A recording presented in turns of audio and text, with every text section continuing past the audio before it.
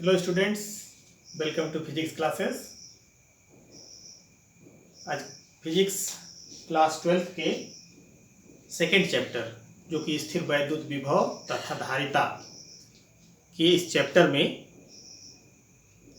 Lecture 1 में हम लोग आज इसके वैद्युत विभव का इंट्रोडक्शन, इलेक्ट्रॉन वोल्ट, बिंदु आवेश के कारण वैद्युत विभव और द्विध्रुव के कारण विभिन्न स्थितियों में वैद्युत विभव के लिए व्यंजक प्राप्त करेंगे।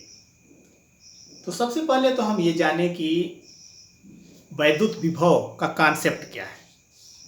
जैसे हम लोगों को पता है कि जैसे सपोज कर लीजिए कि यह बर्तन में पानी भरा हुआ है, यह भी एक बर्तन में पानी भरा हुआ है। इसका तल, पानी का तल नीचे है और इसका तल ऊपर है। अगर इसको एक पाइप से जोड़ दिया जाए तो आप क्या देखते हैं? ये देखते हैं कि पानी जो है ऊपर वाले तल से नीचे वाले तल की तरफ प्रवाहित होता है।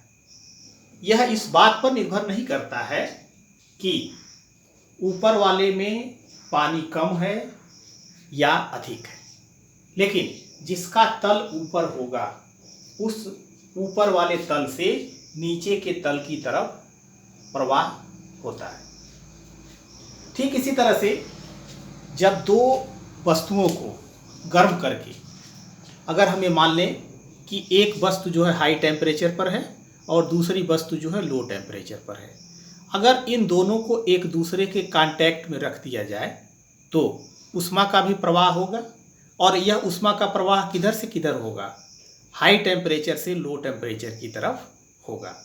यानी इसका टेम्परेचर हाई है, यानी लेवल इसका हाई है और इसका लेवल लो है, तो हाई टेम्परेचर से लो टेम्परेचर की तरफ ऊष्मा का प्रवाह होता है।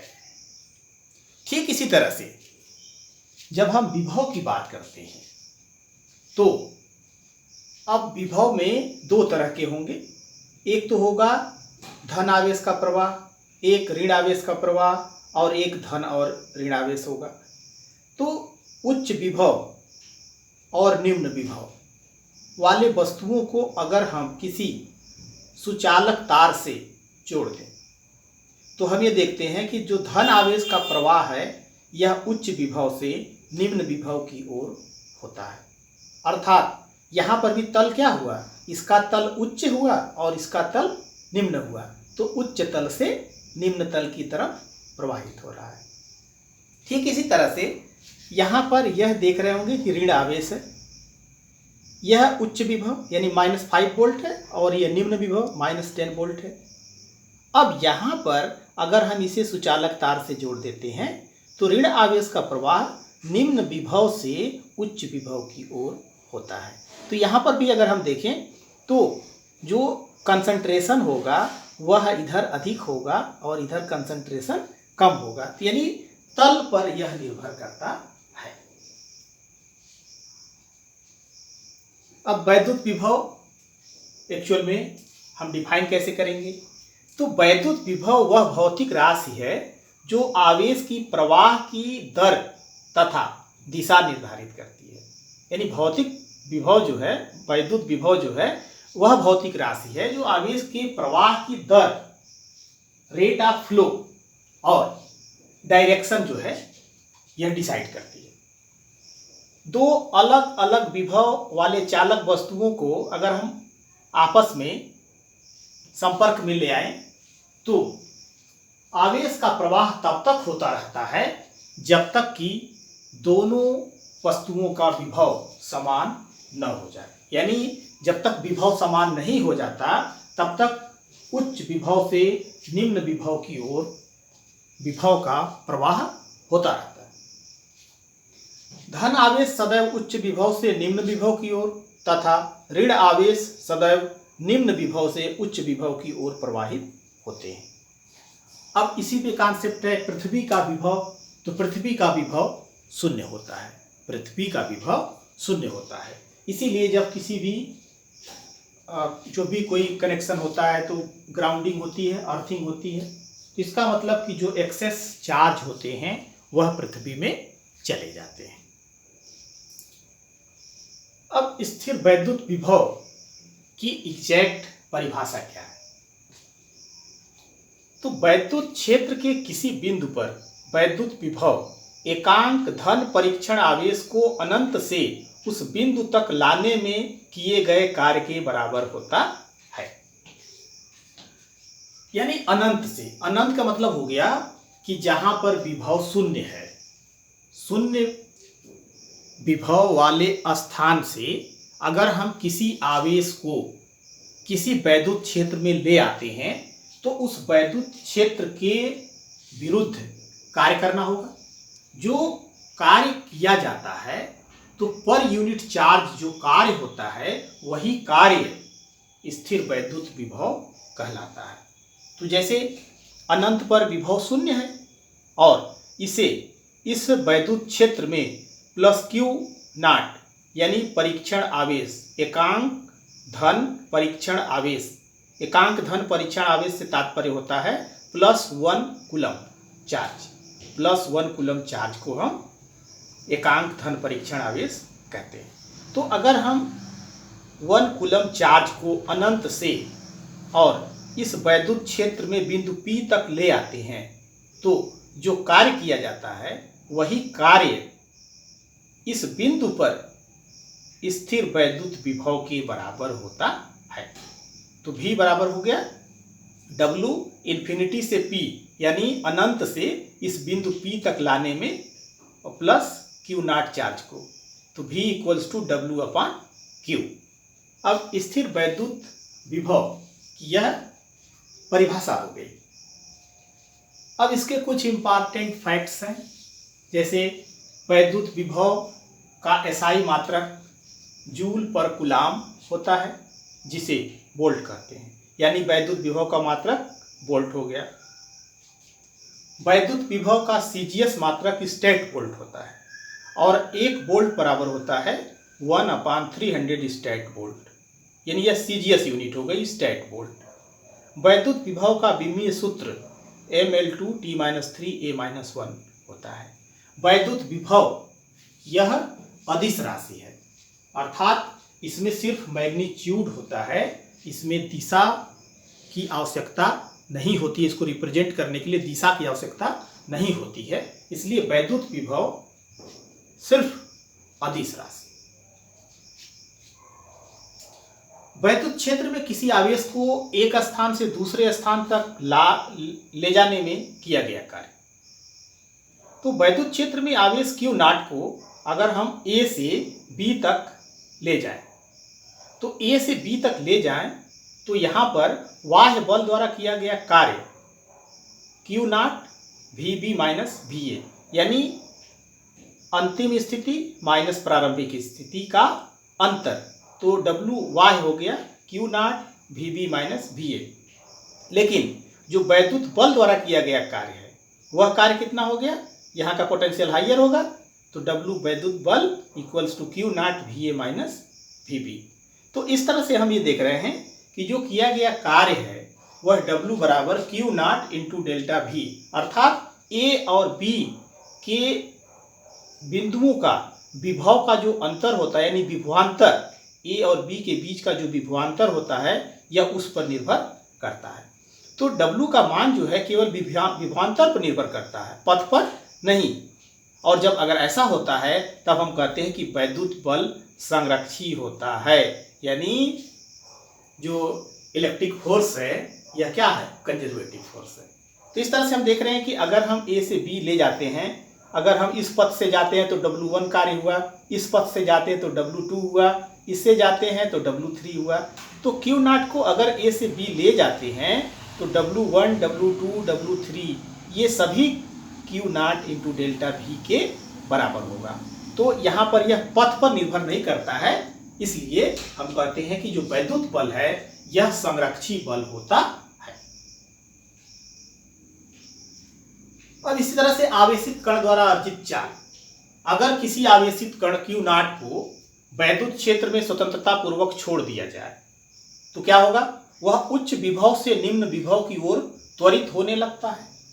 तो अगर विभवांतर जो है V है तो वैद्युत बल द्वारा जो किया गया कार्य होगा W equals to Q naught V, और यह जो किया गया कार्य है, यही कार्य उस वस्तु या उस कण के लिए अर्जित गतिज ऊर्जा के बराबर होती है। तो यहाँ पर कार्य ऊर्जा प्रमेय की सहायता से भी हम ये कह सकते हैं कि जो किया गया कार्य है वह उसके प्रारंभिक गतिज ऊर्जा और स्थिति और अंतिम गतिज ऊर्जा, यानी गतिज ऊर्जा का जो अंतर है वह गतिज ऊर्जा का अंतर उसके किए गए कार्य के बराबर होता है। अर्थात अगर हम गतिज ऊर्जा को k = 1/2 mv² - 1/mu² लिखाएं, u प्रारंभिक वेग और v अंतिम वेग, तो यह किया गया कार्य w = q0v के बराबर होगा। अब कण यदि विरामावस्था से चलना प्रारंभ करता है तो विरामावस्था से क्या तात्पर्य है कि u = 0। अगर u = 0 से चलना शुरू करता है तो यह वैल्यू 0 हो जाएगी। तो हम लिख सकते हैं 1/2 mv² = q0v। इससे हम v निकाल सकते हैं, तो v² = 2q0v/m और v √ हो जाएगा। अगर हम इसे गतिज ऊर्जा के रूप में ही लिखना चाहते हैं तो 1/2 mv² को अगर हम k कर दें तो इस तरह से हम ये यहाँ पर v की वैल्यू जो है 2q0v/m के जगह पर जो qv गतिज ऊर्जा है वह 2k/mv लिख सकते हैं। तो ये जो है आवेशित कण द्वारा अर्जित वेग हो गया v = √2q0v/m। अब यहाँ पर आप देख रहे होंगे कि अगर m का मान जो है अगर कम होगा तो v का मान अधिक होगा, अगर m का मान अधिक होगा तो v का मान कम होगा। अर्थात अगर हम यहाँ पर बात करें कि एक इलेक्ट्रॉन है और एक प्रोटॉन है, तो दोनों को अगर समान विभवांतर से त्वरित किया जाता है तो किसकी चाल अधिक होगी? तो इलेक्ट्रॉन का द्रव्यमान प्रोटॉन के द्रव्यमान से कम होता है। तो इलेक्ट्रॉन जो है लाइटर पार्टिकल है, तो इलेक्ट्रॉन जब लाइटर पार्टिकल है तो इसका मतलब हो गया कि इसका द्रव्यमान कम हुआ। तो जब ये m कम होगा तो v का मान अधिक होगा। यानी अगर समान विभव से दोनों को त्वरित किया जाता है, इलेक्ट्रॉन को और प्रोटॉन को, तो इलेक्ट्रॉन द्वारा अर्जित वेग अधिक होगा और प्रोटॉन द्वारा अर्जित वेग इलेक्ट्रॉन की तुलना में कम होगा। अब यहाँ पर जो अर्जित ऊर्जा है यह इलेक्ट्रॉन वोल्ट में दिखाई जाती है। तो इलेक्ट्रॉन वोल्ट होता क्या है? एक इलेक्ट्रॉन वोल्ट वह गतिज ऊर्जा है जो कोई इलेक्ट्रॉन 1 वोल्ट विभवांतर द्वारा त्वरित होने पर अर्जित करता है। अर्थात अगर किसी इलेक्ट्रॉन को 1 वोल्ट विभवांतर से त्वरित किया जाए तो वह जितनी ऊर्जा प्राप्त करेगा, जितनी गतिज ऊर्जा प्राप्त करेगा, वही गतिज ऊर्जा उसकी 1 इलेक्ट्रॉन वोल्ट कहलाती है। तो अगर हम W = 1 QV करें तो Q की जगह पर इलेक्ट्रॉन, V 1 वोल्ट, तो इलेक्ट्रॉन का चार्ज हो गया 1.6 × 10⁻⁹ और V का मान हो गया 1, यानी 1.6 × 10⁻⁹ जूल। तो 1 eV इलेक्ट्रॉन वोल्ट 1.6 × 10⁻⁹ जूल के बराबर होता है। अब इसी तरह से इसकी कुछ प्रचलित मात्रक भी हैं अन्य, जैसे किलो इलेक्ट्रॉन वोल्ट। तो किलो का मतलब 10⁻3, तो 10⁻3 eV लिखेंगे और 1 eV आपने देखा कि 1.6 × 10⁻⁹ के बराबर है। तो इसमें अगर हम मल्टीप्लाई कर दें तो यह 1.6 × 10⁻16 जूल हो जाएगा। मिलियन इलेक्ट्रॉन वोल्ट तो 10⁻6 eV, तो ये 1.6 × 10⁻13। इस तरह से बिलियन, तो बिलियन का मतलब होता है 10⁹, तो अब इसमें 10⁹ से मल्टीप्लाई कर देंगे तो ये 1 बिलियन इलेक्ट्रॉन वोल्ट हो जाएगा 1.6 × 10⁻10 जूल। तो यह electron volt, kilo electron volt, million electron volt और बिलियन इलेक्ट्रॉन वोल्ट के बारे में। अब किसी बिंदु आवेश के कारण किसी बिंदु पर जो वैद्युत विभव होगा वह वैद्युत विभव कितना होगा?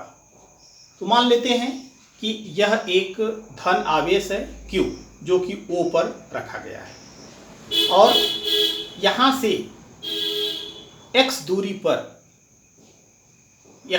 पर ये जो है Q0 चार्ज है। अब हमको यहाँ पर मानना क्या होगा कि यहाँ से जो अनंत तक की दूरी है हम उसको A B C D E F G इस तरह से अनंत तक को बांट सकते हैं।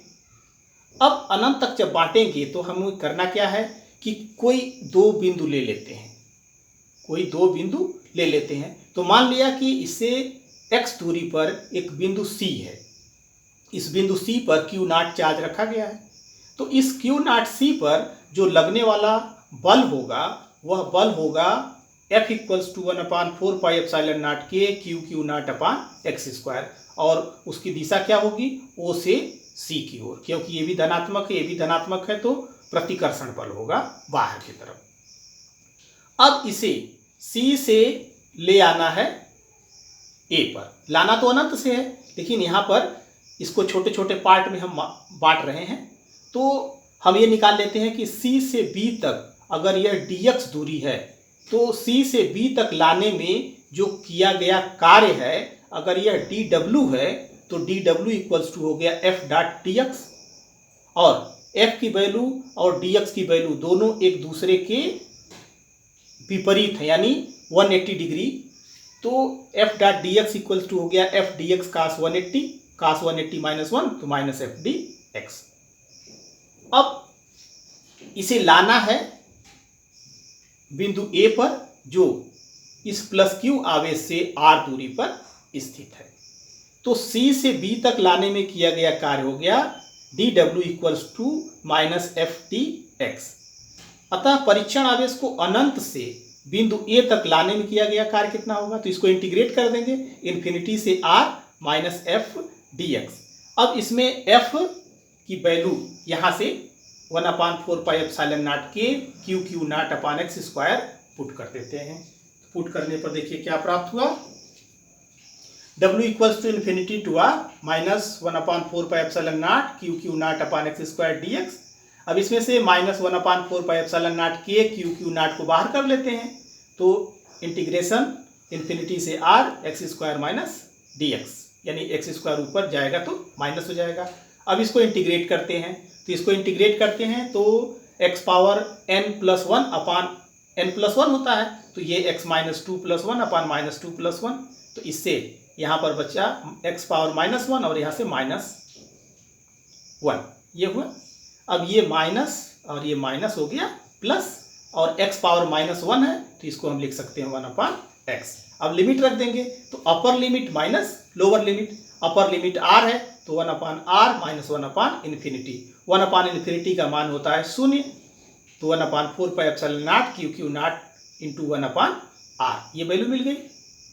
अब ये हो गया अनंत से और बिंदु A तक लाने में किया गया कार्य, W बराबर 1/4 pi epsilon naught K Q not by r। लेकिन पर यूनिट चार्ज जो है कितना हुआ, तो Q आवेश के कारण बिंदु A पर वैद्युत विभव VA यानी A बिंदु पर W/Q नॉट, तो ये वैल्यू आ गई 1/4 pi epsilon naught K Q/r। K क्या है, K वह माध्यम का परावैद्युतांक है, तो इस तरह से V का मान हो गया 1/4 pi epsilon naught K Q/r, और मात्रक होता है इसका वोल्ट। अब यदि हम V और इस R के बीच में अगर हम ग्राफ प्लॉट करें तो ये देख रहे हैं कि अगर हम Q को भी नियत कर दें तो V प्रोपोर्शनल 1/r हो गया।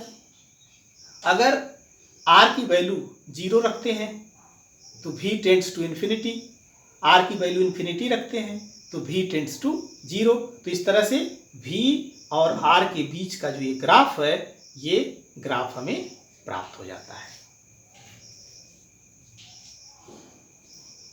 वैद्युत द्विध्रुव के कारण अक्षीय स्थिति में किसी बिंदु पर वैद्युत विभव, वैद्युत द्विध्रुव के कारण, तो मान लिया कि एक द्विध्रुव है -q + q, a b minus और प्लस ये रखा गया है। दोनों आवेशों को मिलाने वाली रेखा के किसी बिंदु पर, ये बिंदु P है, इस बिंदु P पर ज्ञात करना है।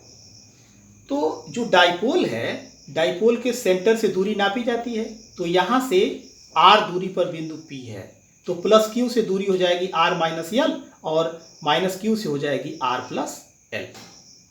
वैद्युत विभव प्लस q के कारण हमने मान लिया कि V1 है और माइनस q के कारण V2 है। तो विभव जो है, वैद्युत विभव अदिश राशि है, तो दोनों आवेशों के कारण बिंदु P पर जो वैद्युत विभव होगा यह दोनों आवेशों के बीजगणितीय योग के बराबर होगा। तो V1 कितना हुआ 1/4 pi epsilon naught K Q upon R minus L और V2 1/4 pi epsilon naught K minus Q upon R plus L, यह माइनस चार्ज के कारण। अब वैद्युत विभव अदिश राशि है, तो जब अदिश राशि है तो बिंदु P पर वैद्युत विभव जो होगा वह V1 प्लस माइनस V2, क्योंकि ऋणात्मक है तो V1 माइनस V2 हुआ। अब ये वैल्यू यहाँ पर पुट कर देते हैं, तो V equals to 1/4 pi epsilon naught K Q upon R minus L minus 1/4 pi epsilon naught K Q upon R plus L। अब इन दोनों में आप देख रहे हैं कि 1/4 pi epsilon naught K Q common है, तो इसको बाहर ले लीजिए, यहाँ से बचेगा 1/R minus L minus 1/R plus L। अब यहाँ इसको एलसीएम लेकर के सिंप्लीफाई कर लेते हैं, तो एलसीएम लेके सिंप्लीफाई करेंगे तो ये हो गया आपका R plus L minus R minus L अपान R plus L into R minus L। अब यहाँ इसको ब्रेक कर देंगे तो R कट गया और नीचे A plus B into A minus B, तो A square minus B square यानी R square minus L square, तो ये बच गया V equals to Q upon 4 pi epsilon naught K 2L upon R square minus L square. अब इसको जो है P के टर्म में ले आना है, डाइपोल मोमेंट, तो Q इंटू 2L करते हैं, Q into 2L upon R square minus L square, Q into 2L की जगह पर ये P हो गया, तो V equals to 1/4 pi epsilon naught K P upon R square minus L square, जहाँ P वैद्युत द्विध्रुव आघूर्ण है।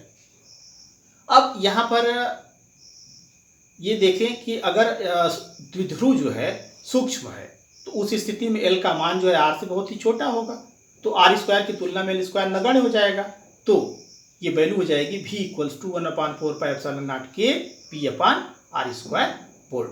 अगर यह निर्वात में रखा हुआ है या वायु में रखा हुआ है, यानी माध्यम निर्वात है या वायु है, तो उसके लिए K की वैल्यू 1 हो जाएगी, तो V equals to 1/4 pi epsilon naught P upon R square volt, जहाँ पर P इसका इलेक्ट्रिक डाइपोल मोमेंट है और V उस बिंदु पर वैद्युत विभव है। वैद्युत द्विध्रुव के कारण निरक्षीय स्थिति में, निरक्षीय, तो निरक्षीय स्थिति किसे कहते हैं? दोनों आवेशों को मिलाने वाली रेखा के परपेंडिकुलर बाइसेक्टर, दोनों आवेशों को मिलाने वाली रेखा के परपेंडिकुलर बाइसेक्टर, यानी उसके लंबवर्धक रेखा पर अगर कोई बिंदु होगा तो उसे हम कहेंगे निरक्षीय स्थिति।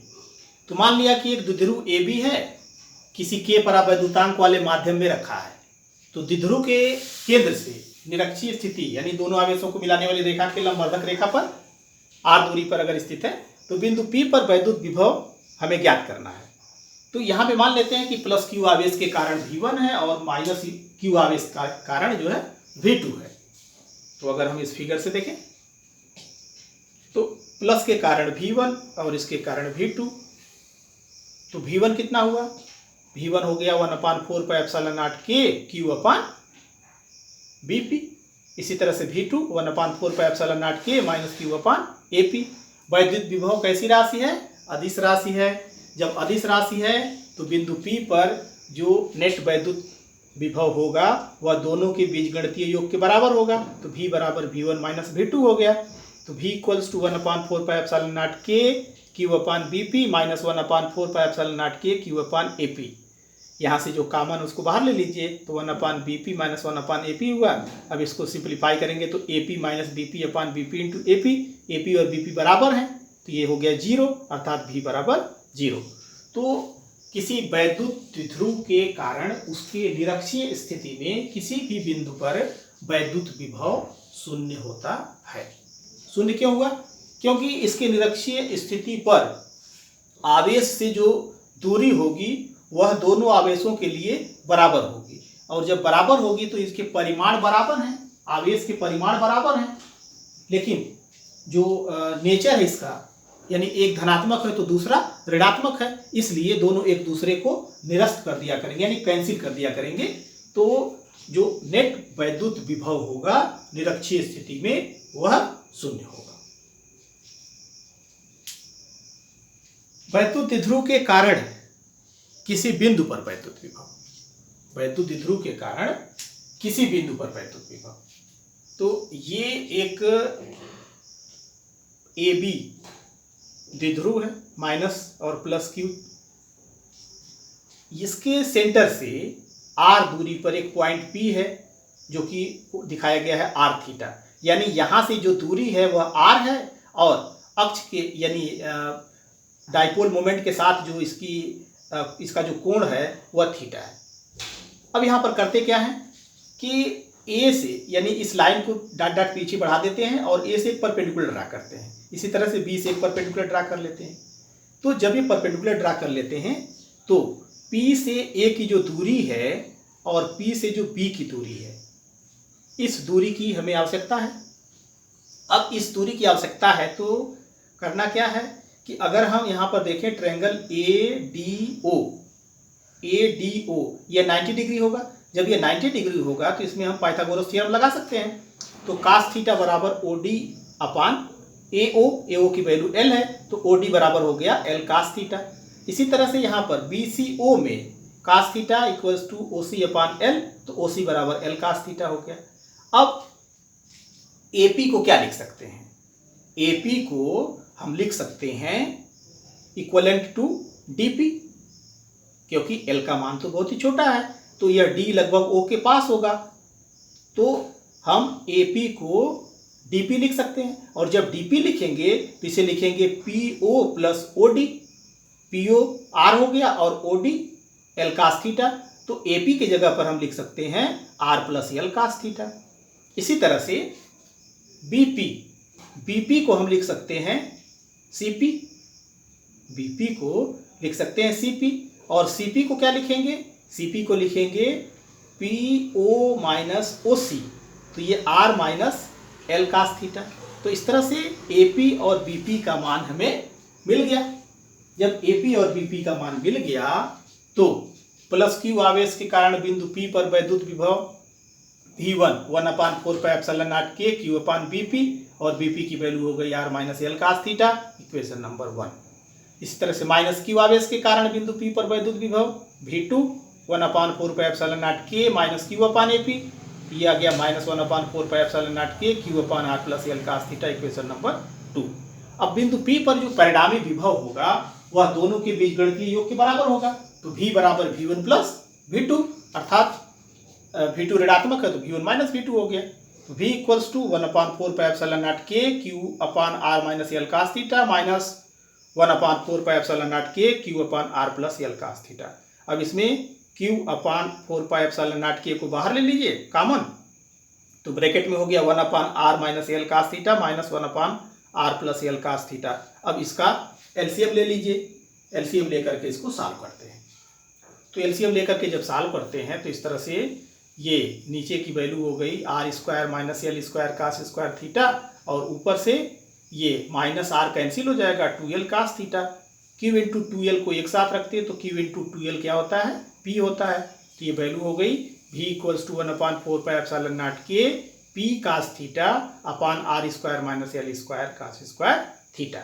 अब अगर शॉर्ट डाइपोल है तो शॉर्ट डाइपोल के केस में L का मान R से बहुत ही छोटा होगा, तो R स्क्वायर की तुलना में L square cos square theta नगण्य हो जाएगा। तो इसको जब नगण्य कर देंगे तो V equals to 1/4πε0 K P cos थीटा अपान R स्क्वायर होल।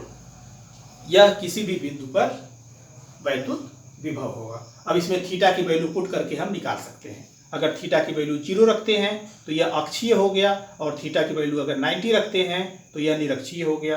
तो उस स्थिति में हम R और थीटा किसी भी बिंदु पर हम इस सूत्र की सहायता से फाइंड कर सकते हैं।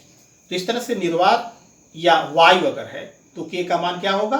1 होगा, और जब K 1 होगा तो ये वैल्यू हो जाएगी V equals to 1/4πε0 K P cos थीटा अपान R स्क्वायर होल। कई बिंदु आवेशों के कारण किसी बिंदु पर वैद्युत विभव, कई आवेश अगर है तो वैद्युत विभव क्या है? वैद्युत विभव एक अदिश राशि है। तो जब वैद्युत विभव अदिश राशि है तो अगर कई बिंदु आवेश हैं तो कई बिंदु आवेशों के कारण जो विभव उत्पन्न होगा वह अलग अलग होगा। जब अलग अलग होगा तो किसी एक ही बिंदु पर जो नेट विभव निकालना होगा तो वह सबका बीजगणितीय योग होगा। तो इस तरह से हम कह सकते हैं कि वैद्युत विभव कई आवेशों के कारण किसी बिंदु पर वैद्युत विभव सभी आवेशों द्वारा उत्पन्न विभवों के बीजगणितीय योग के बराबर होता है, अर्थात V बराबर V1 plus V2 plus dot dot Vn। अब यह इस पर निर्भर करेगा कि वह आवेश धनात्मक है या ऋणात्मक है। अगर आवेश धनात्मक है तो विभव धनात्मक, आवेश ऋणात्मक है तो विभव ऋणात्मक होगा। और जो संबंधित सूत्र है V के लिए 1/4πε0 K Q/R, इसमें उसकी वैल्यू को, प्रॉपर वैल्यू को रख करके हम पुट कर लेते हैं।